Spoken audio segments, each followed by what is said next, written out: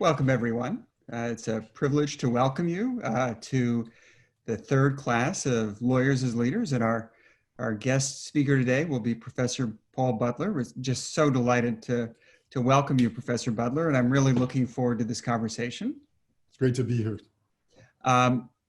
Before we start into the conversation, just wanted to begin by noting that this is a historic time at Georgetown Law. The class is being held on October 4th, and on October 9th, the class will be released to our alumni. And the Lawyers as Leaders class and the sharing of the class with our alumni is part of our 150th celebration. So Georgetown Law started on October 5th, 1870, 150 years ago this week. And, as I was reflecting on that occasion and on this class, there really are two themes that are very much at the front of my mind.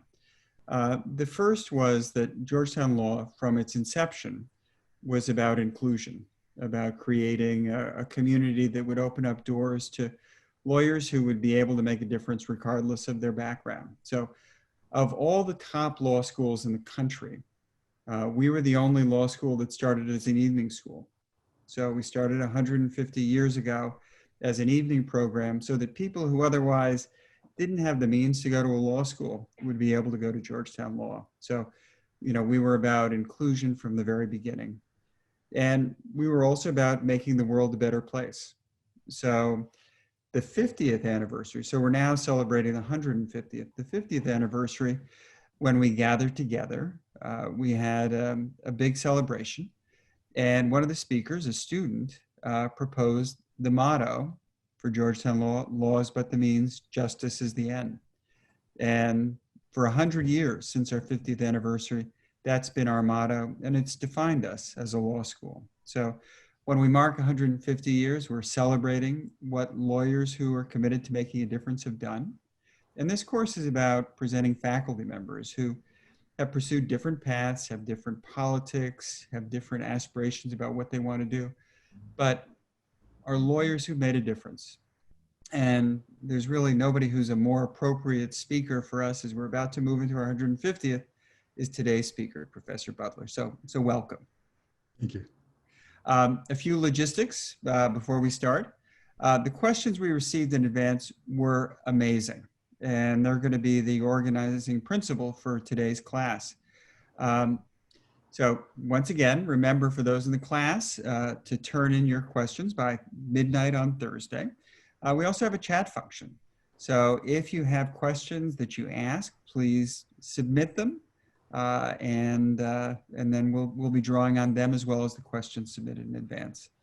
And if you're watching asynchronously, I just want to remind everybody again to watch the whole class because we're going to be checking on that. So, and finally, I want to thank the TAs this week, Molly Sherwood and William Flinter, who did just a terrific job in organizing all of our questions in today's class. So thank you, Will and Molly. So let me now turn to introducing Professor Butler. Paul Butler is the Albert Brick Professor of Law at Georgetown University Law Center. He's a legal analyst at MSNBC. I have to say, frankly, the greatest status that I have among my family and friends is that I know Professor Butler. He was recently the Bennett Bosky Visiting Professor at Harvard Law School, and he holds an honorary Doctor of Law degree from the University of New York. He's a graduate of Yale University and Harvard Law School. He served as a federal prosecutor with the Department of Justice, where his specialty was public corruption. His prosecutions included a U.S. senator, 3 FBI agents, and several other law enforcement officials. And that's actually how I first met Professor Butler. More than 30 years ago, we were both special assistant U.S. attorneys starting out. And I was so deeply impressed by him then that he was brilliant and thoughtful, an extraordinary lawyer and deeply committed to justice. So, I was just bowled over by him then, and I've been following his career for 30 years. We also started teaching at about the same time. And I remember, I think the first piece of yours that I remember, which is right when you started teaching, Professor Butler, racially based jury nullification, Black Power in the Criminal Justice System in the Yale Law Journal. that was, I have to say, I think that's one of the most important law review articles ever written. Really, it was remarkable. Um, in the intervening years, your scholarship has been published in many leading law journals, including Georgetown, Yale, Harvard, Stanford, the UCLA. Your book, Let's Get Free, A Hip-Hop Theory of Justice, received the Harry Chapin Media Award. And the book that we're going to be talking about today, Chokehold, Policing Black Men, which was published in 2017, was named by the Washington Post one of the best nonfiction books of 2017. It was by Kirkus Reviews, one of the best books of 2017, and the Atlanta Journal-Constitution similarly recognized it. The New York Times described it as the best book on criminal justice reform since the new Jim Crow, and it was a finalist for the 2018 NAACP Image Award for Best Nonfiction. So Professor Butler is one of the nation's most frequently consulted scholars on issues of race and criminal justice, and his work has had profound influence on our national thinking on race and criminal justice. So it's a privilege to have you here today, Professor Butler. Welcome. Thank you, Dean Treanor. It's great to be here. Thank you for that very generous introduction. So, so what we do is, we start by asking you some general questions. I ask that our students have asked about your career. So you've had a unique career as a federal prosecutor, a professor, and a scholar, and a contributing public intellectual. So let's start out. Why did you decide to become a prosecutor? So that was a great introduction from Dean Treanor. And now, in the words of Jay-Z, allow me to reintroduce myself. My name is Paul Butler, and I represent the United States. So Dean Treanor, you remember that when we were detailed to the local prosecutor's office in DC, that's how we would start our presentation to the jury. So I'd say I'd represent the United States of America. I had the privilege, as did Dean Treanor, of doing that in criminal court in the District of Columbia. And I used that power to put Black men in prison and Black women, poor people, Latinx people. Like a lot of prosecutors who do state crimes, that was pretty much all I did. So how did I wind up in that place? So rewind to Chicago, Illinois. It's the 1970s. And I'm a kid riding my bike to the public library. When Martin Luther King came to Chicago, he said it was the most segregated city he'd ever seen. He said it was worse than Birmingham. And indeed, the public library closest to me was in the white neighborhood across the proverbial tracks, literally, and proverbial tracks in this case. When I crossed those tracks, a cop car pulls up alongside me. The officer rolls down his window. He says, "Hey, is that your bike?" I said, "Yes, officer, is that your car?" And then I sped off. When I got home, I told my mom what I'd done. My mom, who marched with both Martin and Malcolm. And she gave me a spanking. Didn't I know what happened to Black boys who talked to the police like that? I could have been killed, she said. It's one of those spankings when the parent cries as much as the child. It turns out that she was right. During this time, we now know that the Chicago police were operating an off-site where they were literally torturing Black men in order to get false confessions. They were pouring soda up their nostrils. They were attaching electrodes to their genitals.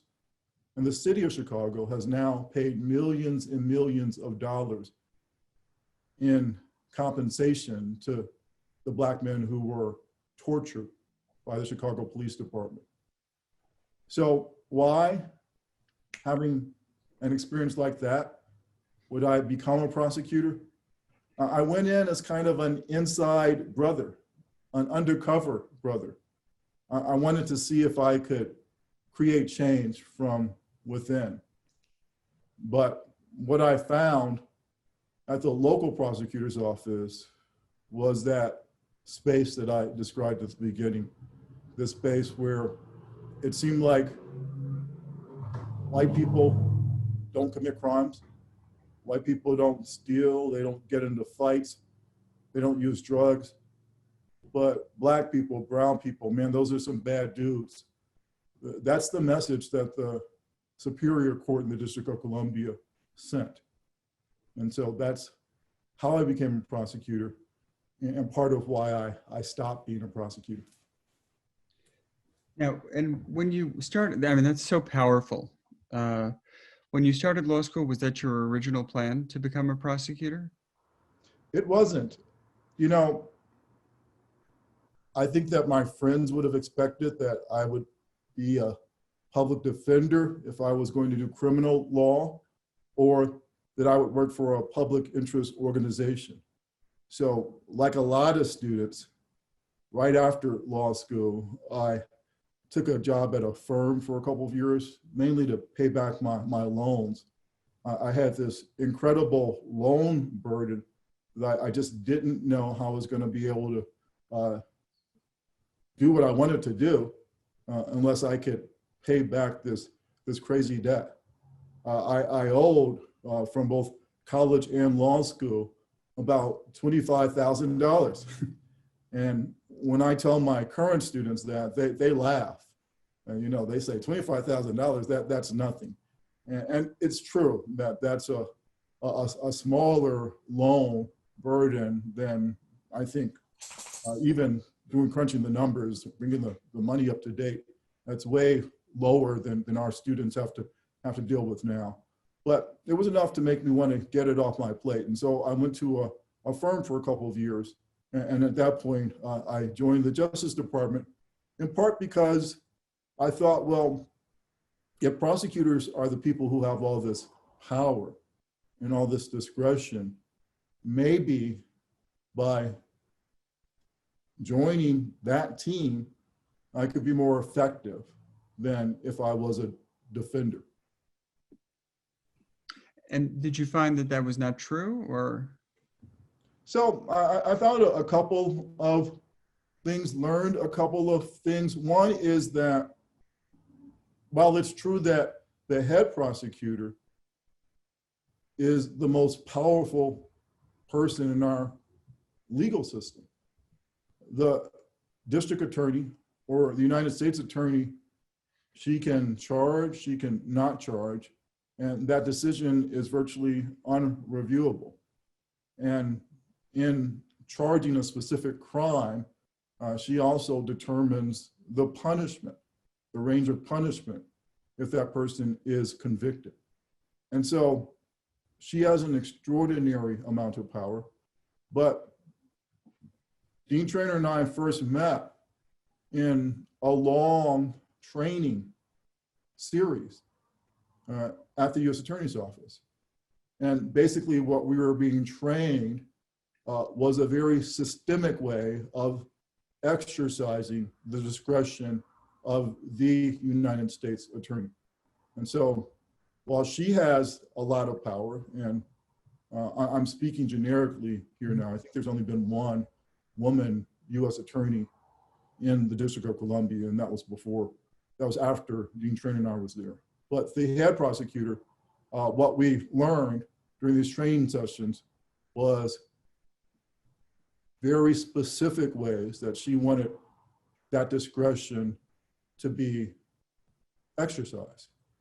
And so as a line prosecutor, I didn't feel like I had the power and the discretion to do what I thought was the right thing to do in a bunch of cases. And in general, I think that's the experience of line prosecutors, which is what the majority of people who do that work are. They are responsive to a boss who has this incredible power, but she's either elected if she's a district attorney, or she's appointed if she's a United States attorney.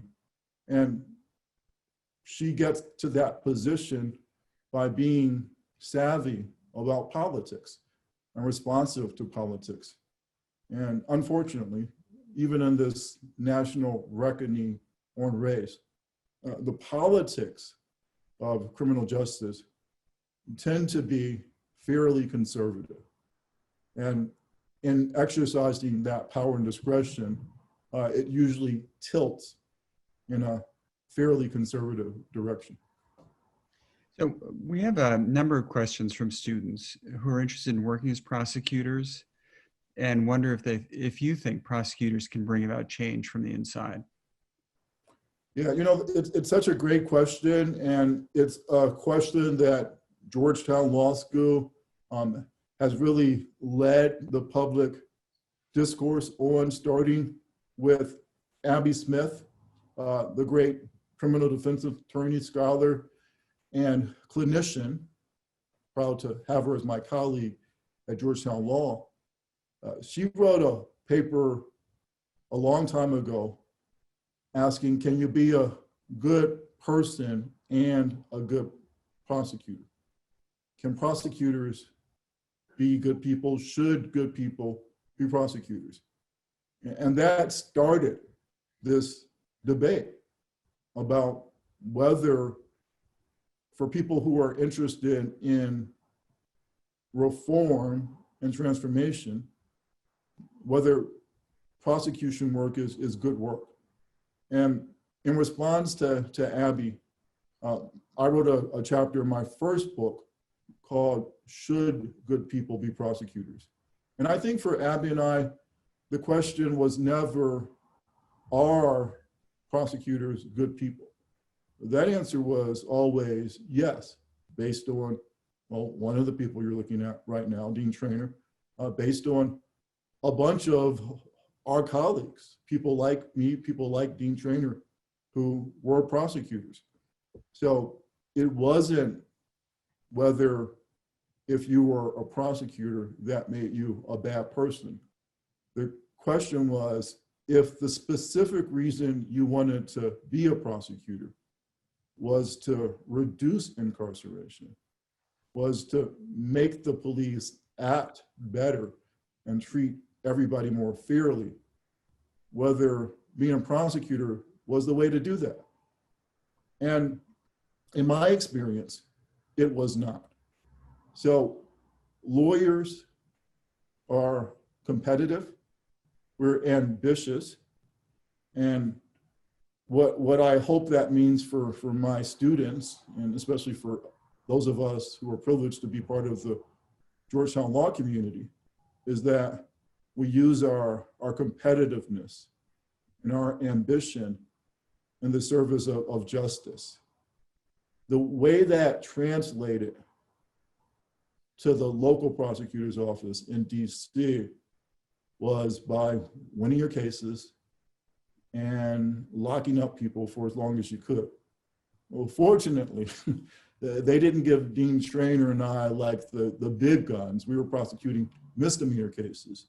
So the most time anybody could get from our work was a year in prison. But a year in prison is a long time.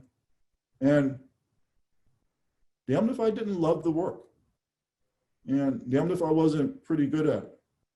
And damned if I wasn't, like most other lawyers, competitive and ambitious. So we'd have these big litigation bags that had wheels. And if you had a jury that was out, everybody knew. And you go to court, come back to the misdemeanor squad that day, people were waiting, how'd it go? If you could say big fat conviction, high fives all around. And if you got a decent sentence, I think you were seen as even more studly. And that's the process. It's not that people, your fellow prosecutors, think if you are concerned about defendants that you're a bad person. They don't think that at all. They just think that if those are your concerns, you should be a defender. What are you doing in the prosecutor's office? And so in my work, I've identified the dynamic of the politics of criminal justice. Again, that determining a lot of the policies of the office, and not so much power that line attorneys have, but what I think of as delegated authority, delegated discretion. And so I interviewed for the first book prosecutors who'd gone in like I did, and the way that they described the good they were able to do was almost subversively. They said that they would give a defendant a break or not bluff about evidence in some cases, or not throw the book at an accused person trying to get her to plead to a lower charge. They did that, as I did in most cases, but every now and then they'd give somebody a break. And I was interested that 20 years later, they usually didn't want to go on the record when they told me about those subversive acts of trying to, apply equal justice under the law, that they thought they were doing the right thing, but they had to do it subversively. One difference, finally, between then and now is that we have this new movement of progressive prosecutors. So in jurisdictions like Baltimore, Chicago, Philadelphia, and San Francisco, the head prosecutor has run for office on a platform of wanting to reduce incarceration, of wanting to provide alternatives to arrest and prison. And they've been elected. And so we have this very new, exciting experiment to see whether these folks are going to make a difference. And so I have this conversation with students all the time. I'd say maybe 30%, 20% of my office hours are spent talking to students, wrestling with whether they should become a prosecutor, and if not that, other ways they can be part of this movement for Black lives, this movement for transformation. I think it's a tough question. And again, I think typically, if it's just a old school prosecutor, people's experiences are going to be like the one I had. I always tell my students, my research assistants, I'd say half of them don't listen to me and become prosecutors, and I say, report back. And so I'm always open, I'm always interested to hear what they have to report. So I think a couple of years ago, I heard you have a conversation with the head prosecutor, the DA in King County, Washington, and who's a progressive prosecutor. Do you find when you talk to students or attorneys, is the experience of people who work in an office like that different than at other prosecutors' offices? And is it something that that you think that that's a relevant factor for them, as for our students as they're thinking about whether they become prosecutors or not? So for me, for somebody who, again, is very interested in reform and transformation, if you're going to be a prosecutor, I think working for a self-identified progressive prosecutor is the way to go. And even then, I think there's going to be a lot of disappointments. A lot of what I've heard from students in those offices is there's no way they could work for a regular prosecutor. But even working for a progressive prosecutor, your day-to-day work is still putting people in jail or defending the way that the police obtain evidence. And in jurisdictions that are doing this in a super smart way, like in Philadelphia with a progressive prosecutor who requires his line attorneys to justify any prison time that they ask for. They have to state why prison is better for this now convicted criminal than some non-prison resolution. And that's important. That's really good work. So again, if you're gonna be a prosecutor, I think that's the way to go. If you work for an office that doesn't specifically support the mission of the prosecutor's office as actually reducing incarceration and making sure that the police are held accountable. If that's not part of the ethos of the office, I think folks are going to be disappointed. Because even with progressive prosecutors, you know, it's hard. So the law school has a number of fabulous alumni who work in the criminal legal space. So I'm always surprised at who I learn as a graduate of our law school. One who I'm proud to claim is Cy Vance, who's the district attorney of Manhattan. And he's put together a coalition of progressive prosecutors, elected officials, and he was kind enough to ask me to be part of the team that helps think through the mission. And it's been exciting work. You know, Mr. Vance has told a story about something that seems pretty straightforward and simple. The idea was that in New York City, a lot of kids jumped the subway turnstile, and that was a crime. So sometimes, especially if they were Black or brown, they get arrested, locked up. Nobody's gonna go to prison or jail for that, but they incur some fines, and worse yet, they get enrolled in the system. And Mr. Vance thought correctly, listening to activists, that people shouldn't jump the turnstile, but that's a silly thing to get arrested for, to get booked for, to get enrolled in the criminal legal process for.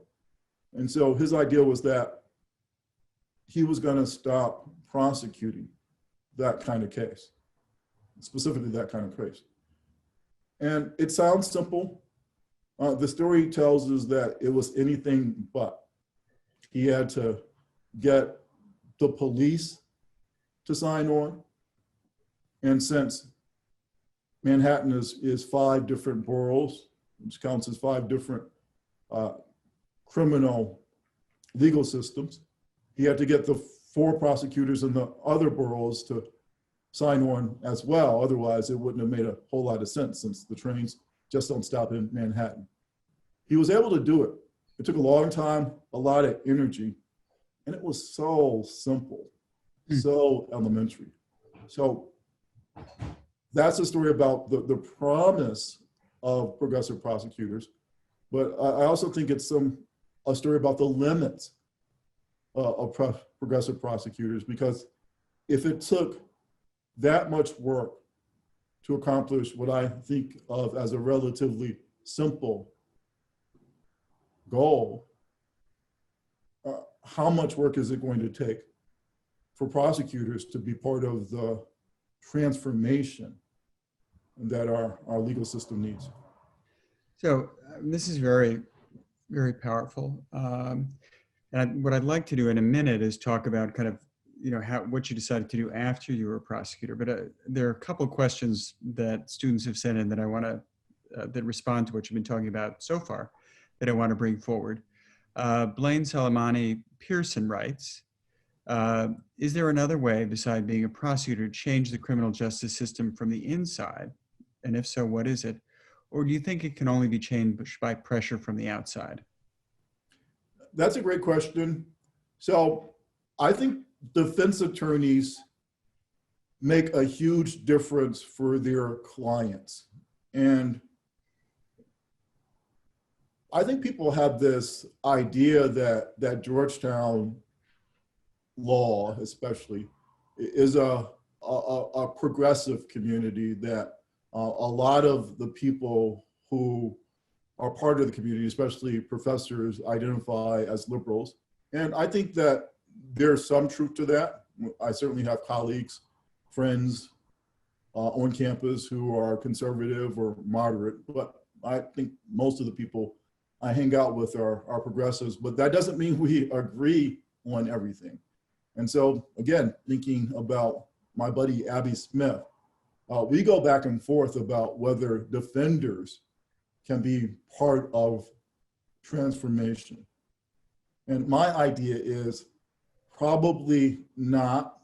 They're also part of the system. They're doing very good work in the system, but I'm not sure that they're the people who are change agents. Our students can walk to Capitol Hill. My research assistants typically will get jobs working on the Hill or working for the Justice Department. And folks on the Hill create policy, they write laws, as do people in state legislatures. We have a number of students and graduates who become politicians. They become lawmakers or executives. So those are all ways that people can make a difference in the criminal legal process. And then, and this will go into more detail when we talk about chokehold, but Ajua Pryor writes, what are your thoughts on the growing calls for the abolition of prisons, police, and policing? Our colleague Allegra McLeod has done, I think, some of the best work on the idea of prison abolition. And I think it's important to start with the understanding that it doesn't mean that every inmate gets to come home tomorrow. The way that Professor McLeod describes it is as a process of gradual decarceration, thinking about how we can safely allow as many people as possible to come home with the goal of having no one punished by putting them in a cage. And again, thinking about how many people who are in the system now don't need to be there in terms of public safety. And reform is one way of thinking about that. So the Brennan Center, which is a think tank at New York University in its law school, its number is 40%. So what the Brennan Center says is that 40% of people who are locked up can come home tomorrow, and we wouldn't even notice it. There wouldn't be any cause to public safety at all. And the way that it would accomplish that would be by not locking up people for most non-violent crimes, and then reducing some sentences for violent offenses. And that's great. I hope it happens. If 40% of people who are locked up came home tomorrow, the United States would still be the world's leading jailer.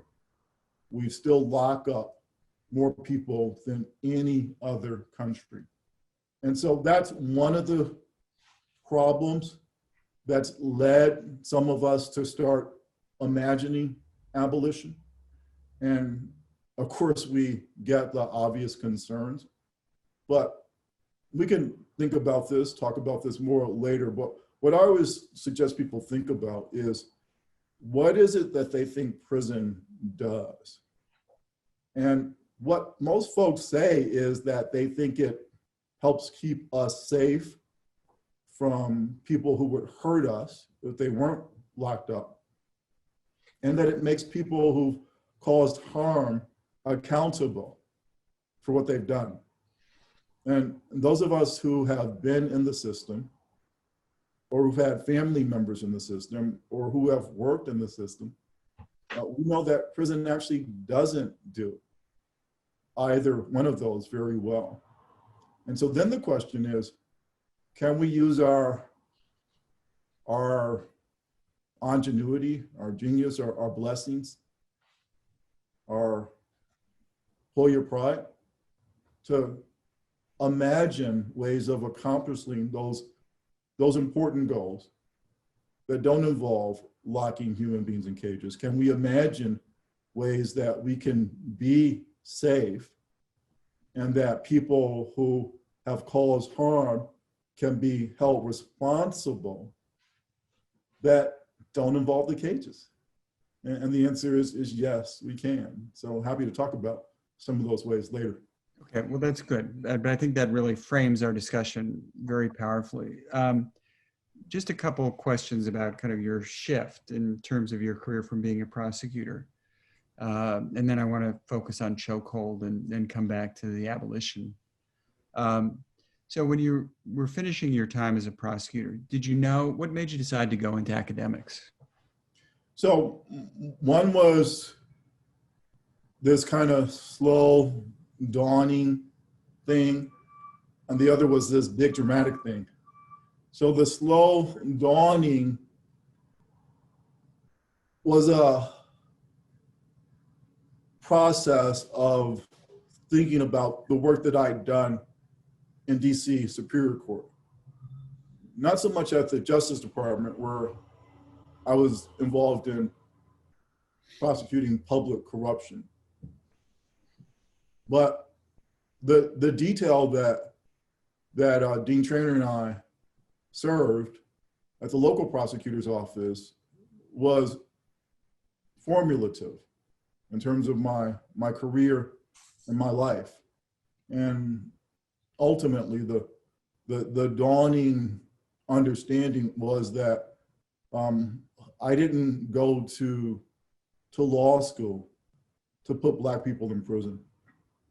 I wasn't paying back this onerous $25,000 in order to lock up Latinx people and Black women.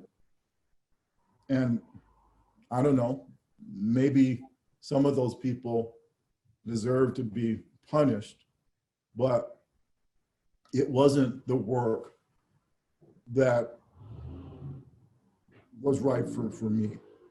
And I didn't think it was consistent with all of the sacrifices that my family and my ancestors and a lot of Black people had made for me to be in this position where I was a lawyer and I had choices, and putting Black people in prison wasn't the choice that I felt good about.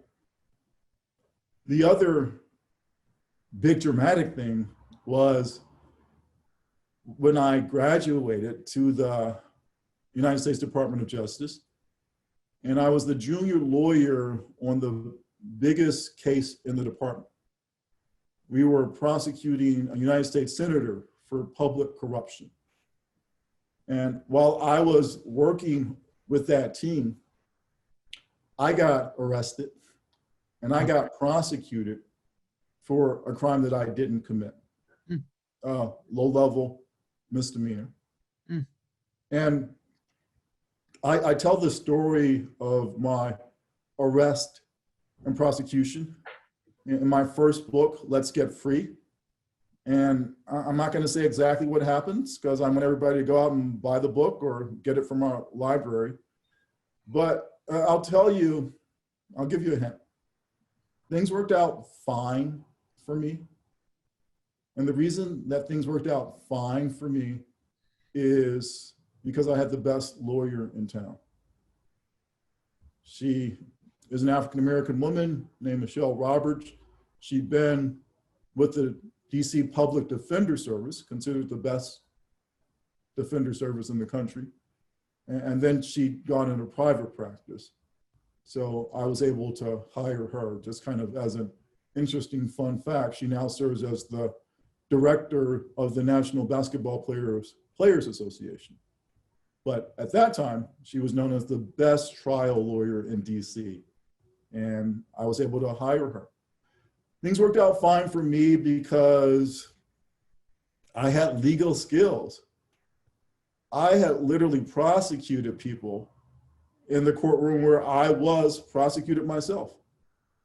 Things worked out fine for me because I had a kind of social standing that most defendants in DC didn't.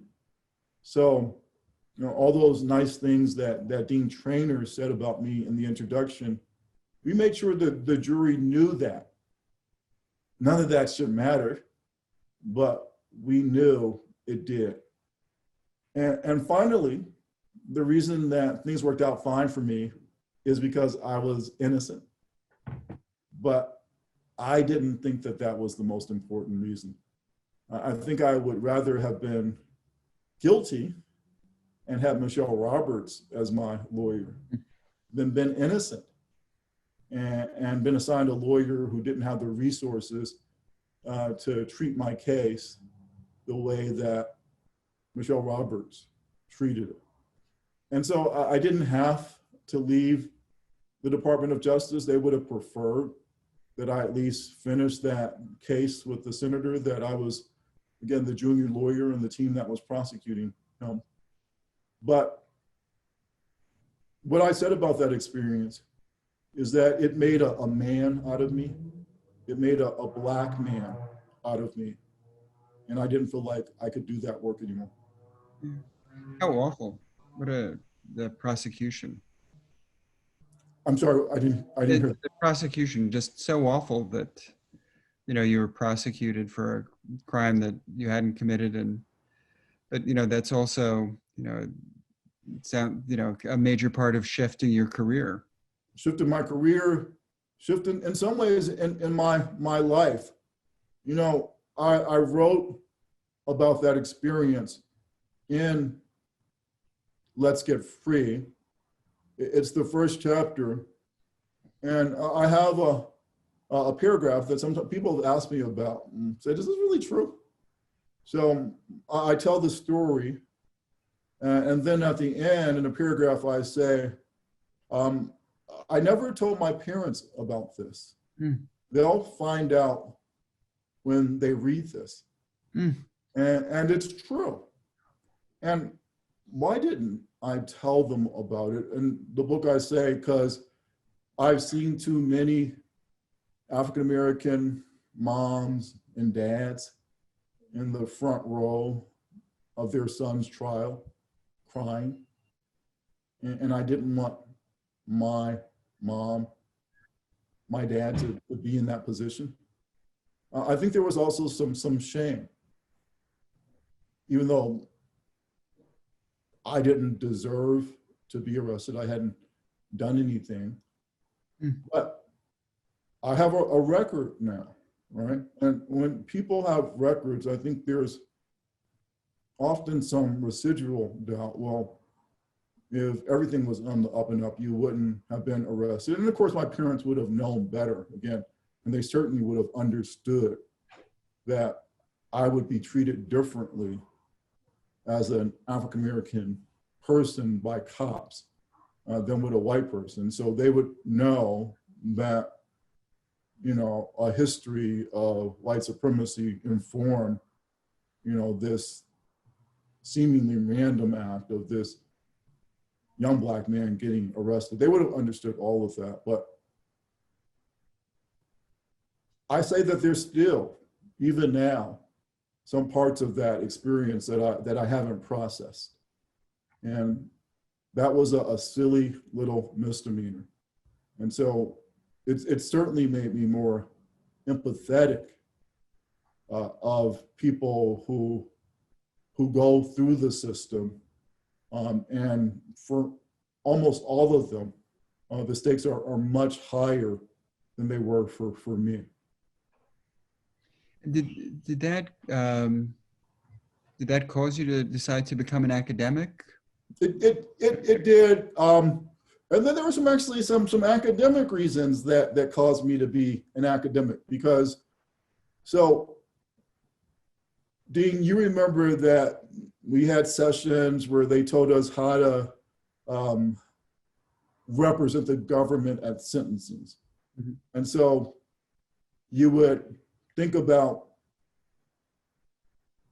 how you're going to persuade the judge to punish this now convicted criminal in a way that reflects their crime.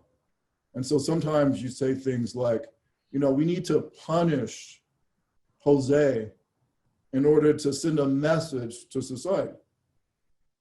And I would make that allocution, and then I would think to myself, what is that really fair to Jose?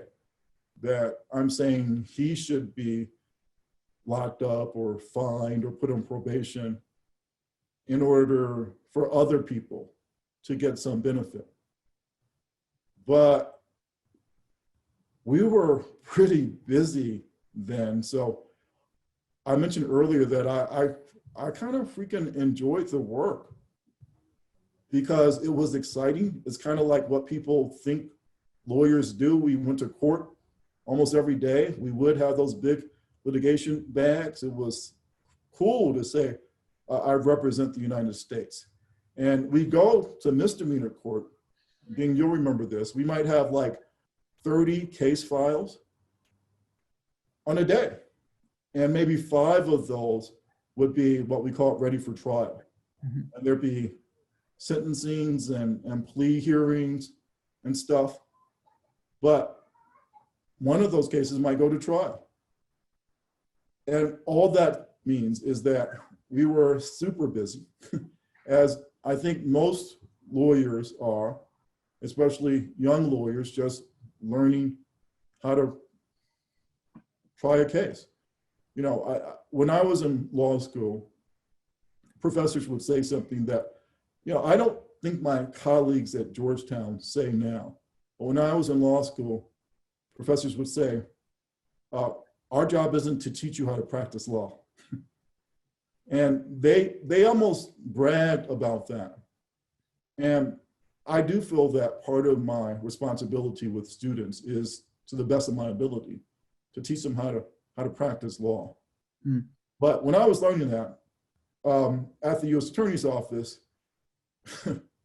we were super busy. And so those kind of intellectual questions that I had, I didn't have any time to think about in practice because I was so busy learning so much and locking up so many people. And I had friends who were professors who thought that that might be a better fit for me. And I know we're going to think about advice to law students and young lawyers.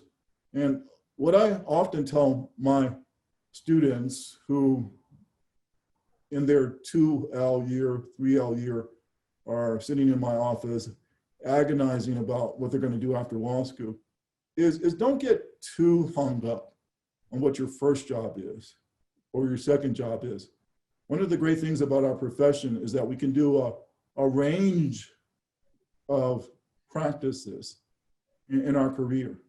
And almost none of my friends from law school are doing now what they did when we graduated, you know, many years ago.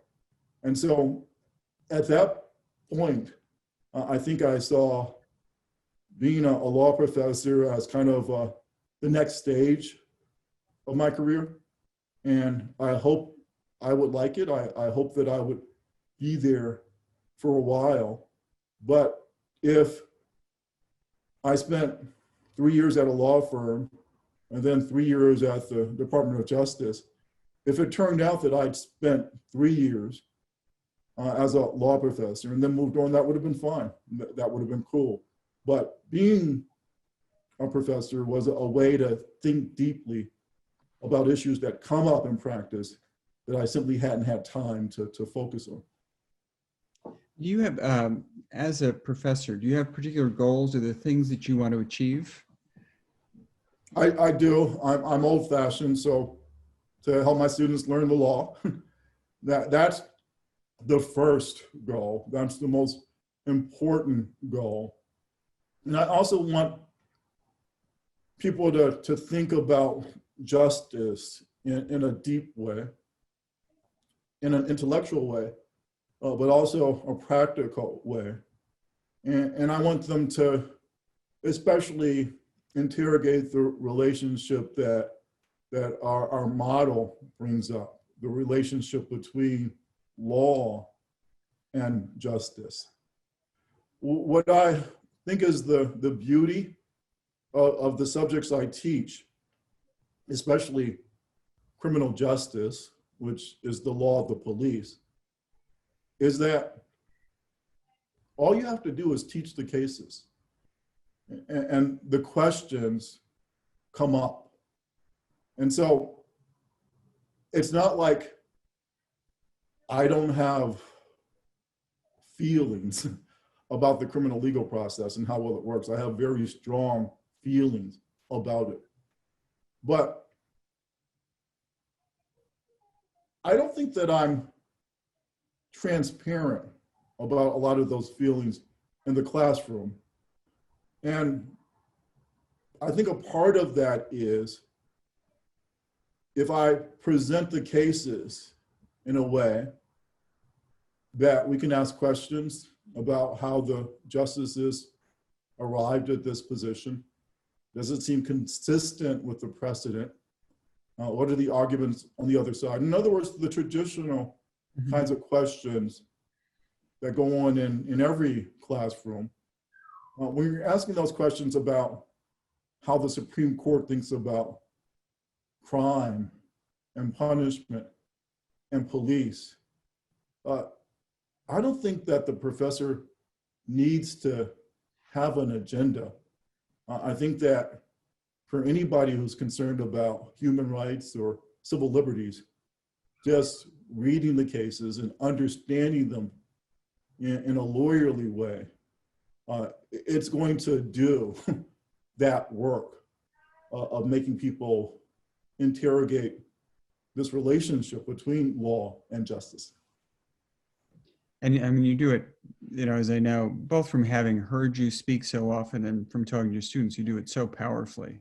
Oh, well, I appreciate that. Again, there's lots of wonderful opportunities at Georgetown to get better. I think we all understand that teaching is why we're here. It's why we're hired. And so I've been blessed to be on sabbatical this year. And so I haven't been as involved in the day-to-day work of my colleagues in terms of living through this extraordinary time as classroom teachers. And now people are classroom teaching on Zoom. And I certainly wasn't great at it when I first started last semester in the spring when the shelter-in-place orders went in effect. I got a little better, still wasn't great even by the end of the semester. And a lot of my colleagues have the same experience. And so, I think it's really important for the students to know how much work went into making this non-ideal learning experience as effective as it could be. And by work, I mean multiple meetings every week, so much email that I created my own file for how to teach better on Zoom, just from emails that we were getting from the dean and from Dean Paul Ohm, from folks like Professor Sale, this just huge community of really brilliant people trying to work on a project that they knew wouldn't be longer than a year, hopefully not longer than this semester, but an extraordinary investment in resources and time just to try to teach effectively for a semester or a year. And so all that's to say is thank you for saying the nice things about my teaching, but I do feel privileged to be part of a community that not only supports great teaching, but I think makes everybody understand, A, how important it is, and B, that we can all be great teachers, that it's just about, kind of learning how to teach and learning at this moment how to employ the best practices and the best technology to still give the best quality education we can to our students while keeping them safe. Right. Yeah, I mean, I think that's absolutely right. It's interesting hearing you talk about your experience as a law student, and the way in which we're educated has a big influence on us as lawyers. And I think we at Georgetown Law realize how important it is to educate students as well as we can. It's just really crucial because it affects both their experience and what they're going to do throughout their lives. Yeah. But also And I'm sure you must have heard at Yale Law School, of all places, that same refrain that, we're not here to teach you how to practice law. Right. And, at the end of the day, people are going to practice law. And, the kind of questions that you have, kind of thinking about how you practice law, what you're trying to achieve, how you achieve it, what the balance, understanding the law and understanding also what justice means. So, what could be more important than that? It's always a balance. So because I've written 2 books and because I've had this public presence on MSNBC and writing op-eds, for electives, some of the students have read some of my work, and they specifically select me as, in this case, their criminal law professor, because they're interested in my analysis on these issues. So in criminal law, my students have heard this a million times, almost every other law school in the country requires criminal law for first-year students. Georgetown, for our own historical, cultural reasons, we require criminal procedure, criminal justice for first-year law students, and criminal law as an elective. And so a lot of students will select my class in part based on what they know about my scholarship. But because criminal law is this doctrinal course where we have to, think about justifications of punishment, homicide, sexual assault, defenses, I don't teach my books or articles, and we certainly dwell on themes like race and gender. But even in those moments, I'm not all that transparent about what I've written because I don't want to shut down conversation, and I'm interested in what the students say. And I'd like to think that I'm as brilliant as you made me sound in the introduction, but in fact, when the issues are presented, I think almost everything I've written is going to be uttered by a student in the classroom in conversation with another student who may or may not agree with her. And so I think it's better when the issues come up that way. I have colleagues who've written brilliant articles and books in every area. And some of those folks are more open in the classroom to students engaging with their ideas, and this very transparent understanding of how they think about the issues that are in front of the class. And that works great for them. And this way, I think, has been effective for me. So, I mean, that's a good segue to talking about chokehold, because, I realized that, in your class, you're interested in essentially the dialogue among students rather than focusing so much on your works. But now let's talk about chokehold, which we've got many, many really terrific questions about. So first one, in chokehold, you write that the criminal justice system is, quote, broke on purpose, end of quote, and, quote, working the way it's supposed to, end of quote. Can you elaborate on that and discuss what you think the possibilities for reform are? So I spent about a year in the local prosecutor's office in DC, and that was longer than I actually was supposed to. But again, while I was doing the work, I mainly enjoyed it. So they actually had to send for me from the US Justice Department to like drag me back there. And one reason I enjoyed the experience was I had the opportunity to work with a lot of police officers, and you know, people talk sometimes about whether it makes a difference that police departments be diverse. The DC's department has always been super diverse. So actually, when I was a prosecutor, about 70% of the police officers in DC were African American. And now that number is around 55%. But DC Police Department, it's got issues. It still gets, complaints from citizens. And one of the cool things about our law school is we're working with the department, and especially with rookie cops, to see how we can team with the chief and the mayor to make policing in DC even better. But while I was doing that work, I met a bunch of police officers who I became friends with. And what I understood from that experience, and then what was confirmed from my work as a scholar, is that the problem is not bad apple cops. I don't think police officers are any more racist than professors or journalists or anybody else. But there are huge problems in our criminal legal process.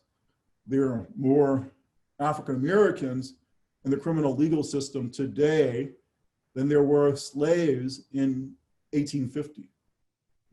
1 in 1,000 Black men and boys will be killed by the police, according to the National Academy of Science, an article published in their journal. So some of my work has been to try to understand this disconnect between many police officers who I think want to do the right thing and in any event aren't more racist or biased than anybody else. And on the other hand, this new Jim Crow, this criminal legal process that's marked by extraordinary racial disparities and racial inequality. And what I've come to understand is that since the problem isn't bad apple cops, the actual problem is the system is working the way it's supposed to. So I think that when we try to understand how things got this bad, why we lock up more people than any country in the history of the world, why police and policing is so violent in communities of color, especially, why prison conditions are as wretched as they are. How do things get so bad? I think the politics of criminal justice, which are centered around race, which are centered around anxiety about Black men and a cynical exploiting of that anxiety. I think that explains how things are this bad. And we get sometimes critiqued in law school for focusing so much on the Supreme Court. But in this case, if you look at Supreme Court cases, there's this interesting trajectory with how they think about the Constitution and the police and people of color. And so criminal procedure is kind of invented in the 1920s by the Supreme Court looking at cases involving Black defendants who receive atrocious justice, especially in the South. And the concern is race, but the tools the court has are the Fourth Amendment and the Fifth Amendment and the Sixth Amendment. And so the court starts establishing federal rights and they're based on the police and the investigative process, but they're really trying to do race justice work. So among other things, the court decides a case that says that if you are charged with a capital case, a case that you could be killed by the state for, then you have a right to a lawyer. And this was in the 1920s when that right hadn't been established. And the accused people in that case were folks who the court described as illiterate Negroes. And the court was trying to do the right thing. And I think people get that.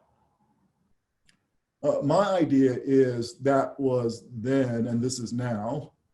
And so starting around the 1960s, the late 60s, we have this extraordinary rise in crime. And we also have extraordinary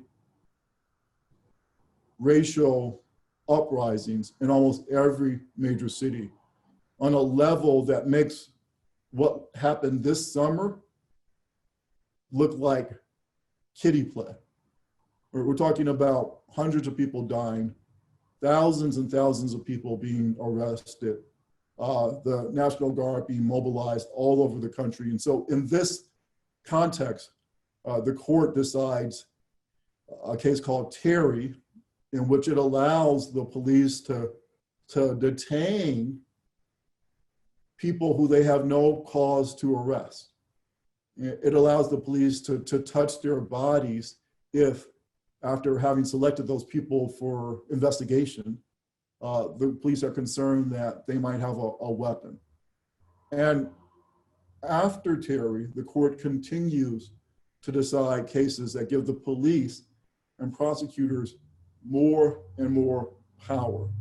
And so when I mentioned that the court early in the 20th century started a project to use criminal law to do race work, I think people are okay with that because the race work seems benign. My point is that the Supreme Court hasn't gotten out of the business of using criminal procedure to do race work, but now it's using the Fourth, Fifth, and Sixth Amendment to expand the power of police and prosecutors to deal with Black men. And the reason it's not just a slogan to say that the system is working the way it's supposed to is because it has everything to do with reform and transformation. So if the system ain't broke, as I suggest it's not, then there's nothing to fix, right? And one of the concerns I have about reform alone is that as important as it is, it's ultimately not going to solve the problems because again, the problems are way beyond just the kind of systemic issues in policing. So, and I think following up on this, a recurring theme from comments submitted by students revolved around the idea of the Supreme Court being, quote, and I think this is your term, a creature of its time. Specifically, their interest is how the growing conservative majority of the court affects police reform and or abolition and how it impacts the way organizers go about creating reform. Right. I just love working with students because they're so smart and they see things that I don't see.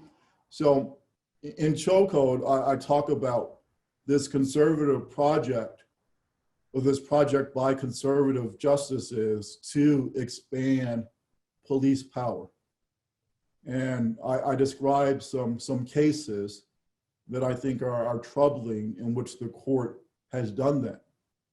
A student said to me, in Chocode, you call this a conservative project, but the cases that you list, a lot of progressive justices sign on to those same opinions. So how do you explain that?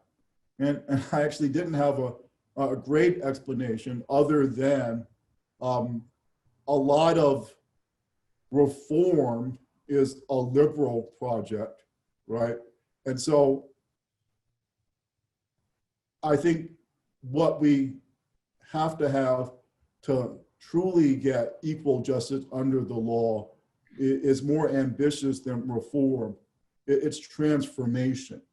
And the way that those ideas get marketed or consumed politically is reform sounds kind of liberal and transformation sounds leftist.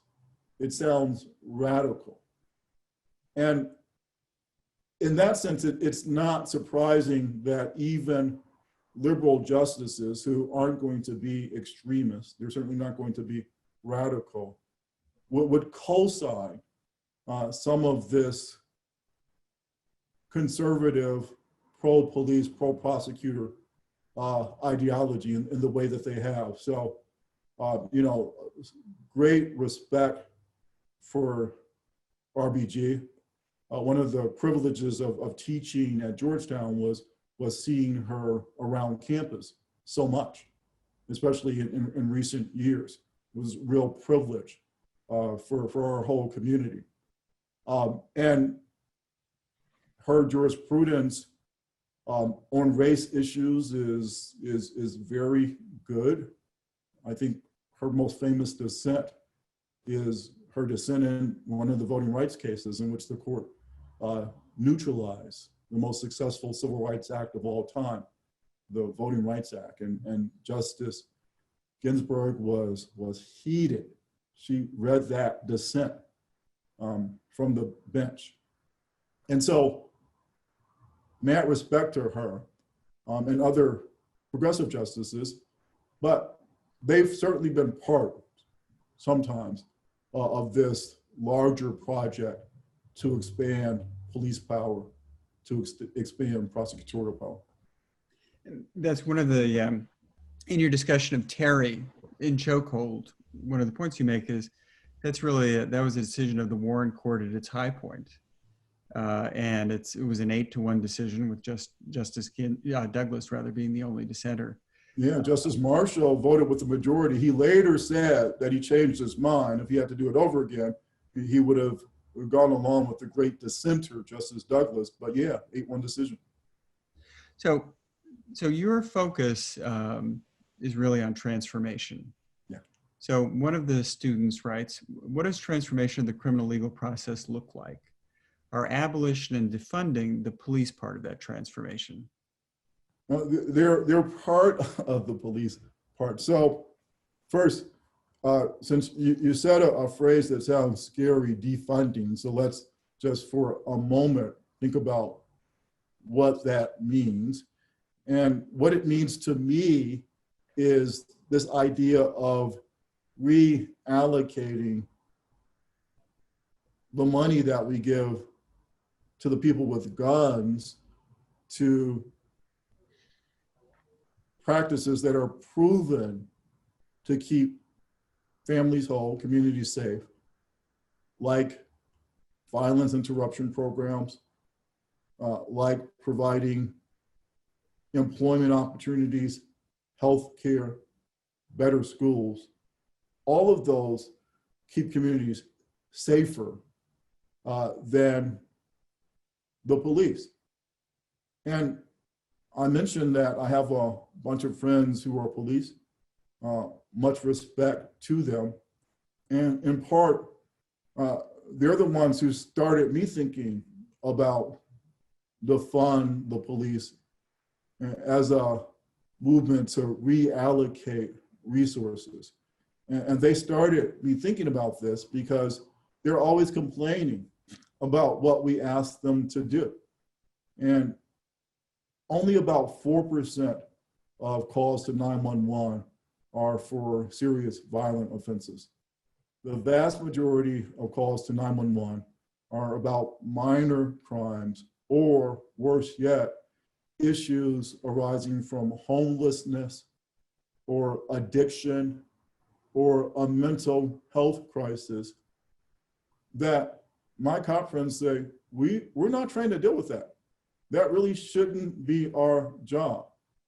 And so even President Trump, whose version of the problem is it's bad apple cops, he doesn't think, along with Attorney General Barr, that there's systemic problems. But even President Trump, in his executive order this summer, recognized the need for who he calls co-first responders. So there the idea is that when someone calls the cops based on a neighborhood beef or based on someone who's suffering from some kind of mental health crisis, that people who are trained to deal with those issues will show up. And again, I think those are the folks should be the first responders.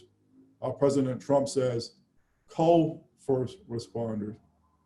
But the idea, I think, of defund the police, and the idea more broadly of thinking about transformation is what I can literally see in this amazing project called the Justice Mapping Project. So the Justice Mapping Project is a series of maps of cities in the United States. It started out in New York. And on this map, you can see certain blocks that are in red. And those are called $1 million blocks.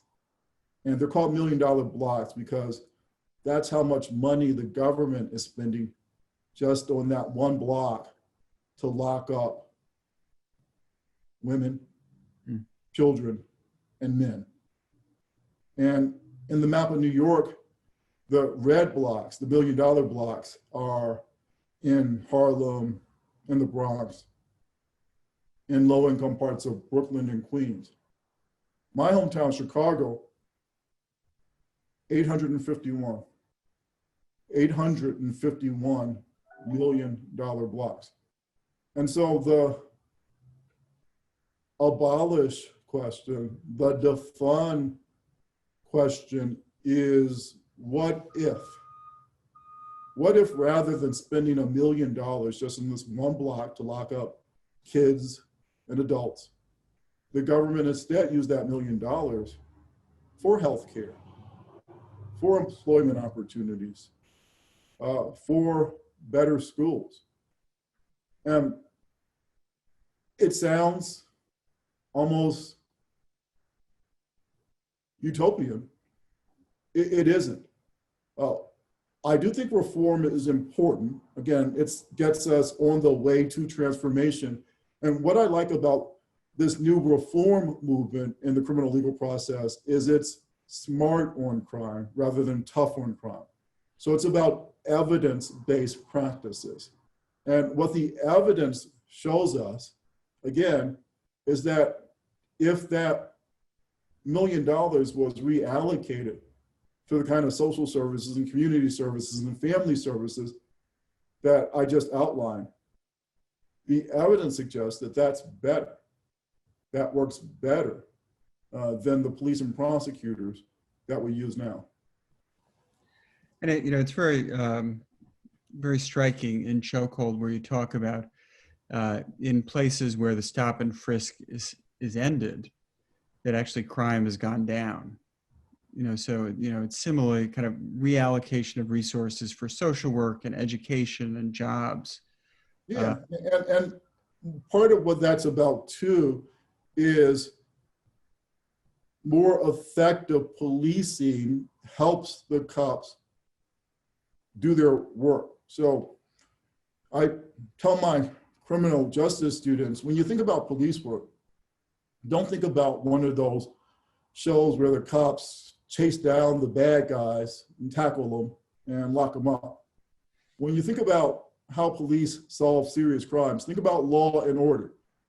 On that show, all you see is these detectives talk to a whole bunch of people They go from a home to an office to a garage to a school, but almost every scene is them sitting and talking. And that's exactly how the police make serious crimes like homicide or sexual assault. And if your experience with the police is that they broke into your house in the middle of the night because they had a no-knock search warrant, or they stopped you when they were driving and they messed up your car, they didn't find anything, they didn't apologize, or they ran up to your grandbaby and pushed him against the wall, touched his body, and then just left, you're not gonna wanna talk to the police. So I grew up in Chicago, beautiful, all African-American community that was plagued by crime, was plagued by punishment, too many people locked up, plagued by the police in the way that I described earlier.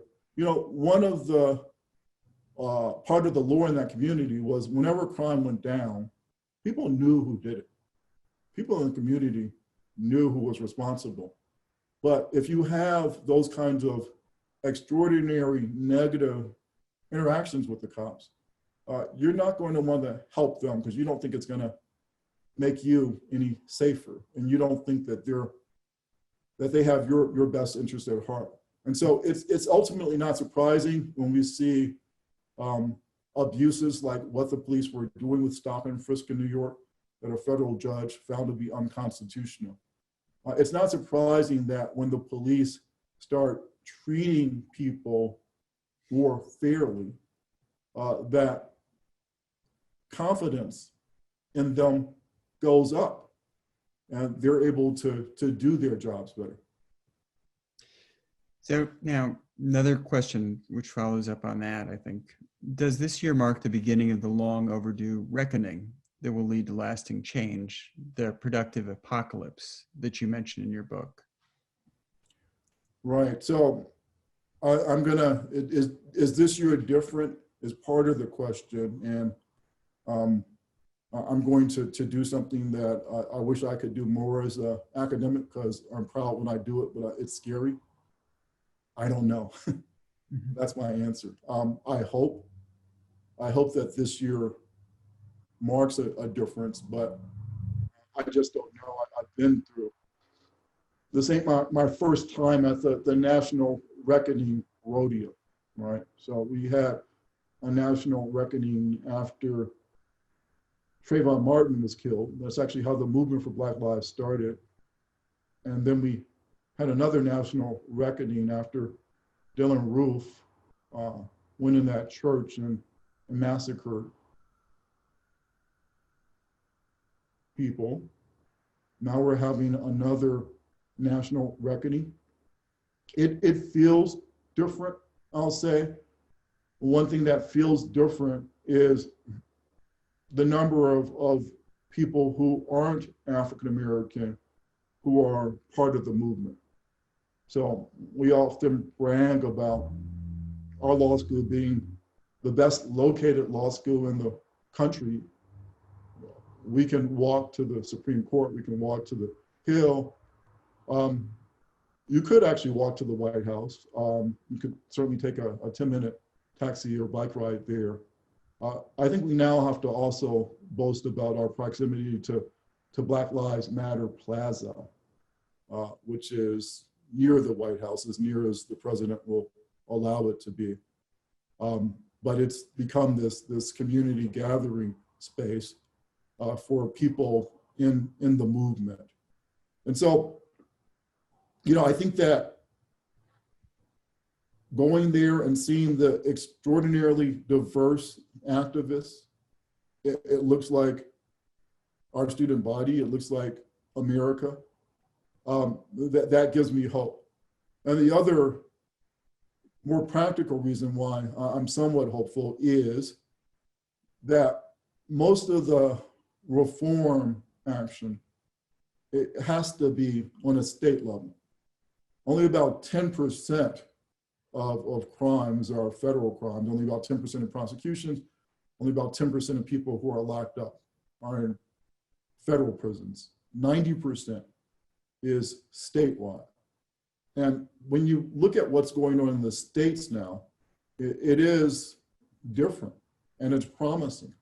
So Virginia, 2 years ago in the last election, the politics there changed, and now it's controlled. The state legislature and executive are all controlled by Democrats.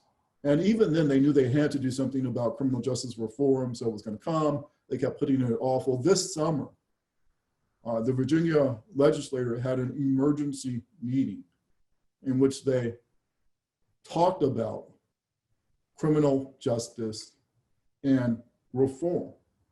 And they had it because of this national reckoning on race. And all over the country, in Los Angeles, in New York, there are conversations going on about defund the police, about ways that at the state level and local level, their reform can be accomplished. And so again, on a practical level, that also feels different than before. And it provides, I think, some limited reason to be optimistic. So I hope so. But, you know, as you say, time will tell. Yeah, we'll see. So final question as we conclude, and this has really been remarkable, you know, just like your scholarship, it's so powerful to hear you reflect on the need for change and what can be done and what needs to be done. Thank you. What I'd like to close is, you know, as our students are starting out on their careers, you know, I like to ask a closing question that one of the students has suggested about advice.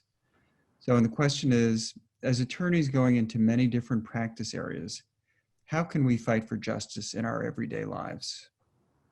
Right. So it's a great question. And of course, I'm focused on the criminal legal process, but one of the lessons of the movement for Black Lives is that the issues are much broader than the police and prosecutors and even the criminal legal process. So the movement for Black Lives diagnoses the problems as white supremacy and patriarchy. And its concern is that if we only work on the police or we only work on prosecutors, that's treating the symptom, but the disease will just morph as it did in this view from slavery to the old Jim Crow to the new Jim Crow. And so ultimately, the goal must be to crush white supremacy, to abolish patriarchy. And shout out to your leadership, Dean Treanor, and shout out to our wonderful community, because I love the idea that this is a class, and this is also a lecture that's presented as part of our 150th anniversary. And I get to say, as a professor, that we must crush white supremacy. We must abolish the patriarchy.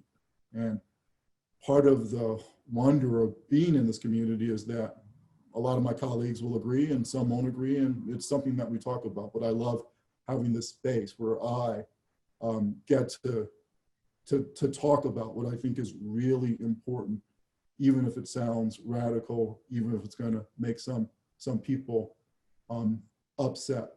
And so the way that translates to what our students can do is they can certainly be involved in the criminal legal process in the ways that I've described, but they can also, in other practice areas, work to make sure that there's equal justice under the law. So there might be people who are very inspired by the movement for Black Lives, but criminal law isn't for them.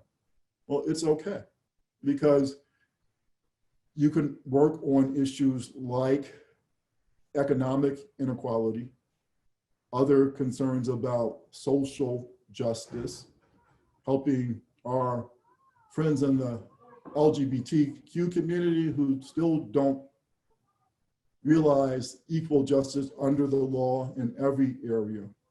So The movement for Black Lives, it turns out, is a big tent. And I think it's important that people understand what the goals are and get involved. And you can do that by just going online. And again, understanding that you can do your work as a tax lawyer or as an international lawyer, as a housing or immigration lawyer. You can work to defeat white supremacy. You can work to defeat patriarchy. And so I guess in closing, I often wonder what I would have done back in the day if I'd been born an enslaved person. I hope that I would have run away. I hope that I would have been one of those enslaved people who led uprisings. We know, though, that most enslaved people didn't do that. And then if I'd been around during the civil rights movement, I hope that I would have marched with Martin. I hope I would have taken it to the streets with Malcolm. The reality is that most people, including most African Americans, didn't do that. And the movement for Black Lives, the expression is, if you want to know what you would have done back in the day, ask yourself, what are you doing right now? And I'm proud to be part of this community with students, staff, faculty members, and leaders like Dean Treanor, who are steady on the case, trying to do as much as we can right now in one of the most important social justice movements of our time. Well, thank you, Professor Butler.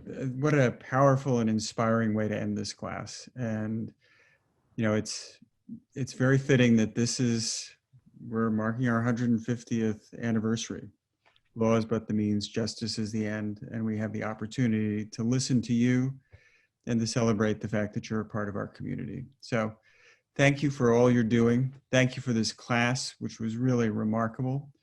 And I'd like to thank again all of our students who submitted so many wonderful questions before and during the class.